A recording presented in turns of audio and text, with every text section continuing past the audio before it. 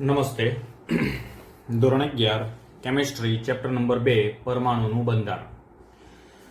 મિત્રો, આજનો આપણો ટોપિક છે ક્વોન્ટમાંક. આજે આપણે શરૂઆતના જે બે ક્વોન્ટમાંક છે, મુખ્ય ક્વોન્ટમાંક અને ગૌણ ક્વોન્ટમાંક વિશે આપણે ચર્ચા કરીશું અને તેને સંબંધિત કેટલાક પ્રશ્નોની આપણે ચર્ચા કરીશું. હવે ક્વોન્ટમાંકની ચર્ચા કરીએ પહેલા મેં તમને શરૂઆતમાં પણ સમજાવ્યું હતું કે કક્ષા એટલે શું ને કક્ષક એટલે શું. તો મિત્રો, રવિવારે જે આપણો ટેસ્ટ છે એમાં આ પ્રશ્ન 110% પૂછાશે. તમે ધ્યાનમાં લેજો આ બાબતને. કક્ષા અને કક્ષકનો તફાવત હું અહીંયા એ બાબતે તમારી સમક્ષ ચર્ચા કરું છું. તમારે એ પોઈન્ટ નોંધવા હોય તો તમે વિડીયોને પોઝ કરીને તમે નોંધી શકો છો. ચલો, પહેલું આપણે સમજીશું કે કક્ષા કોને કહેવાય.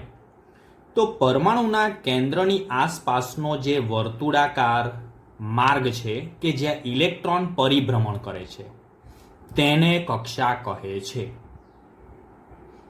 બરોબર? ઇલેક્ટ્રોનના પરિભ્રમણનો માર્ગ એટલે કક્ષા. કક્ષક એટલે શું? તો કે પરમાણુના કેન્દ્રની આસપાસનો વિસ્તાર કે જેમાં ઇલેક્ટ્રોન મળી આવવાની સંભાવના વધુ હોય. ઇલેક્ટ્રોન મળી આવવાની સંભાવના જે વિસ્તારમાં વધુ હોય તે વિસ્તાર એટલે કક્ષક. તો બંનેની ડેફિનેશન થઈ ગઈ. ચલો, હવે બીજો પોઈન્ટ આવશે કક્ષામાં. કક્ષાની મદદથી ઇલેક્ટ્રોનનું સ્થાન નક્કી થાય, તેની ઉર્જા નક્કી થાય, ઇલેક્ટ્રોનનું કેન્દ્રથી અંતર શોધી શકાય. બરોબર? તો કક્ષાની મદદથી આટલી બાબતોની આપણને જાણકારી મળે. કક્ષકની મદદથી શું મળે? તો કક્ષકની મદદથી માત્ર ઇલેક્ટ્રોન મળી આવવાની સંભાવના જ શોધી શકાય. તો બીજો પોઈન્ટ બંને બાજુ ક્લિયર. ચલો, ત્રીજો પોઈન્ટ. કક્ષા એ ઇલેક્ટ્રોનની શું છે? મુખ્ય શક્તિ સપાટીઓ છે. એટલે તેના ઉર્જાના સ્તર છે. પ્રથમ ઉર્જા સ્તર, બીજું ઉર્જા સ્તર, ત્રીજું ઉર્જા સ્તર. એટલે કક્ષા એ ઇલેક્ટ્રોનની ઉર્જાની સપાટીઓ છે. કક્ષક એ શું છે? કક્ષક એ ઇલેક્ટ્રોનની ગૌણ શક્તિ સપાટીઓ છે. તો આ ત્રીજો પોઈન્ટ બંનેમાં ક્લિયર. ચોથો પોઈન્ટ, કક્ષાઓને મુખ્ય ક્વોન્ટમાંક n થી દર્શાવવામાં આવે છે. મિત્રો યાદ રાખજો, આ જે મુખ્ય ક્વોન્ટમાંક લખેલું છે ને, એ મુખ્ય ક્વોન્ટમાંક n વડે કક્ષાઓને દર્શાવવામાં આવે છે. જ્યારે કક્ષકના આકાર, એટલે કક્ષક બાજુ કહું છું, કક્ષકના આકાર ગૌણ ક્વોન્ટમાંક l થી દર્શાવવામાં આવે છે. બરોબર? એટલે બંને બાજુ કક્ષા કોને સંબંધિત છે? મુખ્ય ક્વોન્ટમાંકને. કક્ષક કોને સંબંધિત છે? ગૌણ ક્વોન્ટમાંકને. પાંચમો મુદ્દો કક્ષા તરફ. કક્ષાઓને k, l, m અને n વગેરે સંજ્ઞાઓથી ઓળખવામાં આવે છે, જ્યારે કક્ષકને s, p, d, f વગેરે સંજ્ઞાઓથી ઓળખવામાં આવે છે. ચલો મિત્રો, આટલું તમને સમજ પડી ગઈ હશે. હવે આપણે જઈએ છીએ સીધું જ ક્વોન્ટમાંકના પ્રકાર. એમાં પહેલો પ્રશ્ન આપણો છે કે મુખ્ય ક્વોન્ટમાંક પર આપણે સમજવાનું છે, એના પર નોંધ લખવાની જો તમને પૂછે તો એ નોંધ પરથી તમે સમજી શકો છો કે મુખ્ય ક્વોન્ટમાંક પર આપણે નોંધ લખીએ એટલે એની અંદર ઘણી બધી બાબતો આવે. તો કે મુખ્ય ક્વોન્ટમાંક પરથી કઈ કઈ માહિતી મળે, મુખ્ય ક્વોન્ટમાંકનો ઉપયોગ શું થાય, તો આ બધી જ બાબતો આપણે એના પરથી શીખી શકીએ. તો ચલો, તમારે દરેક બાબતને વ્યવસ્થિત સમજવાની છે અને રવિવારે તમારો ટેસ્ટ આવશે એની અંદર તમારે લખવાની પણ છે. તો ચલો, આપણે પહેલું આપણે અહીંયા લખીએ તો કે મુખ્ય ક્વોન્ટમાંક તે શૂન્ય સિવાયની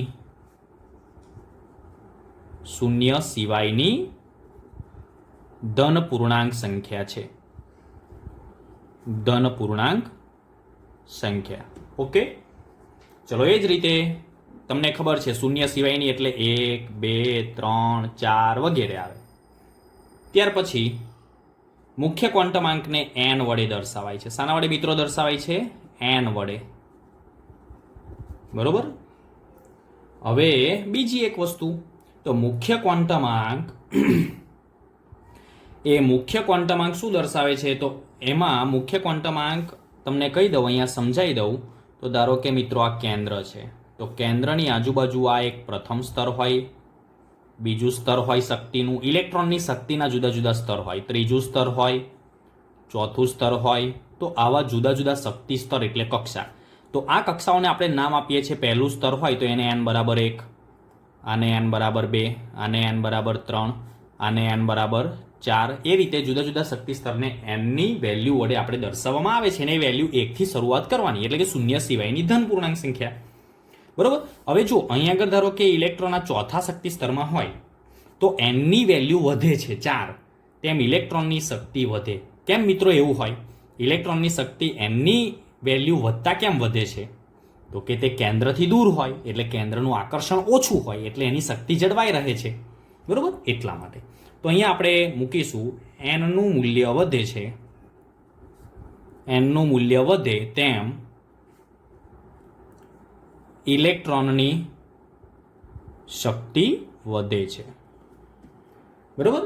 એ જ રીતે nના મૂલ્ય વધવાની સાથે તેની માન્ય કક્ષકોની સંખ્યા પણ વધે છે. તો એ પણ આપણે યાદ રાખીશું મિત્રો. nનું મૂલ્ય વધે છે તેમ તેમ માન્ય કક્ષકોની સંખ્યા વધે. ઓકે. nનું મૂલ્ય વધે છે તેમ તેમ કેન્દ્રથી ઇલેક્ટ્રોનનું સાપેક્ષ અંતર પણ વધે છે. જો એ પણ લખી શકાય કે ઇલેક્ટ્રોનનું કેન્દ્રથી સાપેક્ષ અંતર પણ વધે. તો જો અહીંયા nની વેલ્યુ 4 હોય ને ચોથી કક્ષામાં રહેલા ઇલેક્ટ્રોન હોય, એ ઇલેક્ટ્રોનનું કેન્દ્રથી અંતર વધે. બરોબર. ત્યાર પછી બીજું એક નામ આપેલું છે, n બરાબર 1 હોય તો તેવા શક્તિ સ્તરને k વડે ઓળખવામાં આવે છે. n બરાબર 2 હોય તો તેવા શક્તિ સ્તરને આપણે l વડે ઓળખવામાં આવે છે. n બરાબર 3 એટલે કે અહીંયા જો આ કક્ષા છે ને તેને l કહીશું, k કહીશું, બીજી શક્તિ સ્તરને kl, ત્રીજા શક્તિ સ્તરને m, n. આમ આપણે આવી એબીસીડીના જે kl, m, n એવી અંક વડે આપણે એવી શબ્દો વડે આપણે અહીંયા સંજ્ઞા વડે એને શક્તિ સ્તરને દર્શાવીએ છીએ. બરોબર. એટલે એ જ રીતે n બરાબર 3 હોય તો તેને આપણે કહીએ છીએ m, 4 હોય તો n. એ રીતે આપણે એને દર્શાવીએ છીએ. હવે આપણે એના ઉપયોગો જોઈએ. આ એની માહિતી, એના પરથી કઈ કઈ માહિતી મળે છે? તો આ માહિતી મળે છે. બરોબર. એના પરથી કઈ કઈ બાબતો જાણી શકાય, એના ઉપયોગો પણ આપણે લખી શકીએ છીએ. એના ઉપયોગો, માહિતી બધું એક જ છે મિત્રો. બરોબર. તો એના પરથી આપણે શક્તિ સ્તરનો ક્રમ જાણી શકાય.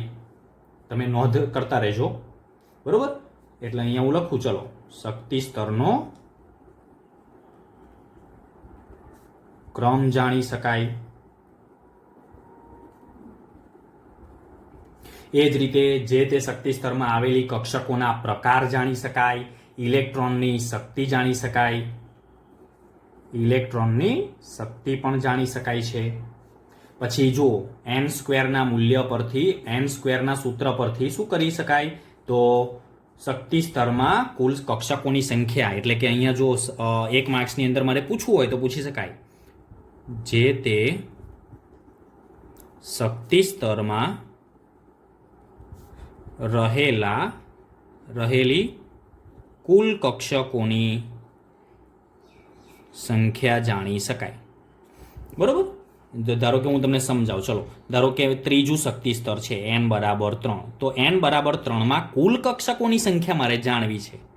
તો કેટલી હોય? તો n² કરી દેવાનો. એનું સૂત્ર છે કુલ કક્ષકોની શક્તિ જાણો. n² એટલે કે 3/2. તો ત્રીજી કક્ષામાં કુલ કક્ષકો કેટલી છે? 9 કક્ષકો છે મિત્રો. તો આ રીતે તમને 1 માર્ક્સની અંદર પૂછાશે. એ જ રીતે એક બીજી બાબત પણ જાણી શકાય. કઈ બાબત? તો 2n² જે છે એના સૂત્ર કે મૂલ્ય પરથી જે તે શક્તિ સ્તરમાં રહેલા કુલ ઇલેક્ટ્રોનની સંખ્યા જાણી શકાય. બરોબર. કેવી રીતે? તો ચલો હું અહીંયા n બરાબર 3 વાળી જ વાત કરું. ફોર એક્ઝામ્પલ આપણે અહીંયા લઈએ તો n બરાબર ત્રીજું શક્તિ સ્તર છે. તો ત્રીજા શક્તિ સ્તરમાં એટલે કે આ શક્તિ સ્તરમાં કુલ ઇલેક્ટ્રોન કેટલા ફરતા હશે એ માર્ગ પર? તો અહીંયા આગળ આપણે 2n² 2n² એટલે આપણને ખબર છે 2 n ની કિંમત મૂકીશું 3 એનો વર્ગ, બરોબર. તો 2 × 9 એટલે કે 18 ઇલેક્ટ્રોન. 18 ઇલેક્ટ્રોન ત્રીજા શક્તિ સ્તરની અંદર હોઈ શકે, બરોબર. એટલે આ રીતે જુદી જુદી આપણને પ્રથમ એટલે કે મુખ્ય ક્વોન્ટમાંક દ્વારા આપણને માહિતી મળતી રહે છે. હવે આપણે જોઈશું ગૌણ ક્વોન્ટમાંક. તો મિત્રો, ગૌણ ક્વોન્ટમાંક એને આપણે L વડે દર્શાવીએ છીએ, બરોબર. અહીંયા લખેલું છે L વડે દર્શાવીએ છીએ. હવે આપણને ખબર છે મિત્રો કે જ્યારે ઇલેક્ટ્રોન કેન્દ્રની આસપાસ જ્યારે ગતિ કરે છે ત્યારે તે કોણીય વેગમાન ધરાવે છે, બરોબર, તેની ગતિને કારણે. હવે કોણીય વેગમાનને કારણે રહેલી ગતિજ શક્તિનું મૂલ્ય ઇલેક્ટ્રોનની કુલ શક્તિ દ્વારા મર્યાદિત હોય છે. હવે ઇલેક્ટ્રોનની કુલ શક્તિ એ મુખ્ય ક્વોન્ટમાંક દ્વારા ખબર પડે છે. માટે એલના સ્વીકાર્ય મૂલ્યો, એટલે અહીંયા લખી શકાય કે એલના સ્વીકાર્ય મૂલ્યો જે છે એ મૂલ્યો શાના પર આધાર રાખે છે? એનના મૂલ્યો પર આધાર રાખે છે, બરોબર. એટલે જો આપણે એલનું મૂલ્ય શોધવું હોય તો એ એલનું મૂલ્ય કઈ રીતે નક્કી થઈ શકે? તો એલના મૂલ્ય માટે 0 થી n-1 સુધીની સંખ્યા, 0 થી n-1 સુધીની સંખ્યા, એટલે આ એનું સૂત્ર છે. એલ શોધવાનું આ સૂત્ર છે, બરોબર. જ્યાં n બરાબર કેટલા લેવાના છે? n બરાબર 1, 2, 3, 4 તમે લઈ શકો. હવે એના પરથી તમને ખ્યાલ આવી જશે. જુઓ, તમને 1 માર્ક્સમાં એવો પ્રશ્ન પૂછવામાં આવે કે n બરાબર 2 હોય તો એલના શક્ય મૂલ્યો લખો, બરોબર. તો અહીંયા આગળ જુઓ, આપણે એક ઉદાહરણ દ્વારા આપણે સમજીએ. તો n બરાબર 1 હોય તો 1 એટલે અહીંયા 0 થી n-1, એટલે અહીંયા હું લખું 0 થી n એટલે કેટલા? 1 ઓછા 1. તો 0 થી 1 ઓછા 1 એટલે એક જ મૂલ્ય મળે. કયું? 0 એકલું, બરોબર. કેટલું મૂલ્ય મળે છે? એક જ મૂલ્ય મળે છે. એટલે મૂલ્યોની સંખ્યા 1 છે. n બરાબર 2 હોય તો 0 થી 2 ઓછા 1 એટલે કે 0 થી 2 ઓછા 1 એટલે 1, 0 થી 1 એટલે 0 અને 1 એટલે કેટલા મૂલ્યો મળે? 2 મૂલ્યો. આ મૂલ્યોની સંખ્યા લખું છું. એટલે મિત્રો, અહીંયા હું તમને શું કહેવા માંગુ છું કે એનની જેટલી કિંમત અહીંયા તમે લો ને એટલી જ મૂલ્યોની સંખ્યા મળે. 0 થી 3 ઓછા 1 એટલે કે 0, 1 અને 2 આવે તો કેટલા મૂલ્યો મળ્યા? 3 મૂલ્યો, બરોબર. તો અહીં આગળ તમે એનના જેટલા મૂલ્યો લેશો એટલા જ મૂલ્યો અહીં આગળ તમને એલના મૂલ્યો મળશે. એલના મૂલ્યો, બરોબર. તો એ રીતે આપણે એના મૂલ્યો શોધી શકીએ છીએ. હવે એલના મૂલ્ય પરથી એક બીજી પણ બાબત આપણને ક્લિયર થાય છે. મેં તમને કક્ષા અને કક્ષકના તફાવતમાં કહ્યું હતું, બરોબર, કે જુદી જુદી કક્ષકોના આકાર, ત્રિપરિમાણીય આકાર એ એલની વેલ્યુ પરથી આપણને મળે છે. તો એના માટે નક્કી થયેલું છે કે એલ બરાબર જો તમે 0 લો તો એને આપણે કઈ કક્ષક કહીએ છીએ? એસ કક્ષક, બરોબર. એલ બરાબર 1 હોય તો તેને આપણે પી કક્ષક કહીએ છીએ. એલ બરાબર 2 હોય તો તેને આપણે ડી કક્ષક કહીએ છીએ. આ નાની એબીસીડીમાં આપણે લખીએ છીએ. એલ બરાબર 3 હોય તો તેને આપણે એસ, પી, ડી, એફ કહીએ છીએ. એ જ રીતે એલ બરાબર 4 હોય તો જી કહીએ છીએ. એલ બરાબર 5 હોય તો એચ કહીએ છીએ. તો આ રીતે એના પરથી એસપીડીએફની વેલ્યુ મળે છે. એસપીડીએફ એટલે કક્ષકો છે. આ શું છે? જુદી જુદી કક્ષકો છે, કક્ષકોના નામ છે આ, બરોબર. અને તેના આકાર પણ અલગ અલગ હોય છે. એસ કક્ષકનો આકાર ગોળાકાર, પી કક્ષકનો આકાર ડમ્બેલ, ડી કક્ષકનો આકાર ડબલ ડમ્બેલ છે. તો એ રીતે જુદા જુદા અહીં આગળ તમને શું મળે છે? કક્ષકોના આકાર મળે છે. અને એના પરથી હવે તમે એન અને એલની વેલ્યુ પરથી તમે કક્ષકોની પેટા કક્ષકો પણ તમે લખી શકો છો. કઈ રીતે?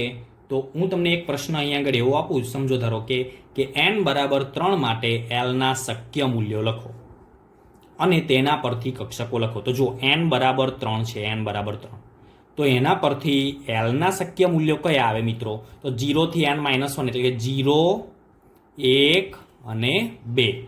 તો n બરાબર 3 લઈએ તો l બરાબર અહીંયા 3 મૂલ્યો મળ્યા. હવે એના પરથી તમારે કક્ષકો લખવાની. તો કક્ષકો આવડે કે નહીં?